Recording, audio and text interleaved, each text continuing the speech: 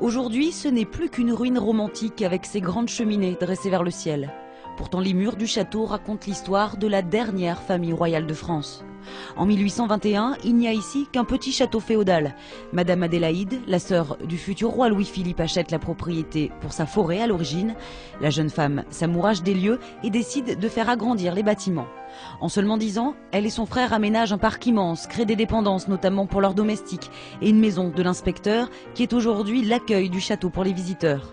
Au début du 19e siècle, Randan devient le lieu de repos par excellence. On troque l'habit de cour pour l'habit bourgeois et on profite de la campagne. Randan, c'est vraiment c'est l'esprit de famille, c'est l'intimité et toute la journée on va courir dans les allées de la forêt, on va à la pêche aux écrevisses, on va faire du canotage sur les étangs qu'on vient de faire creuser dans le parc du château. Voilà, c'est cet esprit-là, j'allais dire très décontracté, très intime. À peine le château agrandi, le frère et la sœur s'y trouvent encore trop à l'étroit. L'odeur des cuisines incommode dans les appartements. Qu'à cela ne tienne, Louis-Philippe dessine lui-même le plan de nouvelle cuisine dans le prolongement du château.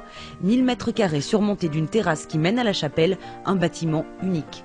Autant dans l'architecture que dans le mobilier, les Orléans font venir les innovations technologiques de l'époque dans une résidence qui n'est qu'une villégiature. C'est là où se trouve l'extravagance. Le duc revient un jour d'Angleterre avec une cheminée gigantesque. Il en fait la surprise à son architecte Pierre Fontaine qui l'installe ébahi. On disposait les bûches dans l'âtre. Ensuite, la chaleur allait actionner une hélice. Cette hélice actionnait après un système de poulies et de courroies qui faisait bouger la broche toute seule.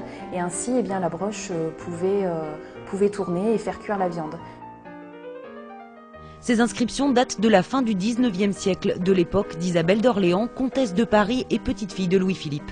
Elle adore la propriété, y passe au moins 6 mois par an et y fait venir tout le confort de l'époque, l'électricité et l'eau courante. Fin d'une époque pour Randan, en 1925, le château prend feu sans qu'on en connaisse jamais la cause.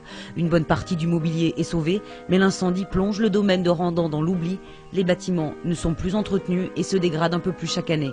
Premier sursaut de conservation, en 1982, le domaine est classé monument historique, mais 13 ans plus tard, les propriétaires mettent en vente les collections conservées sur place.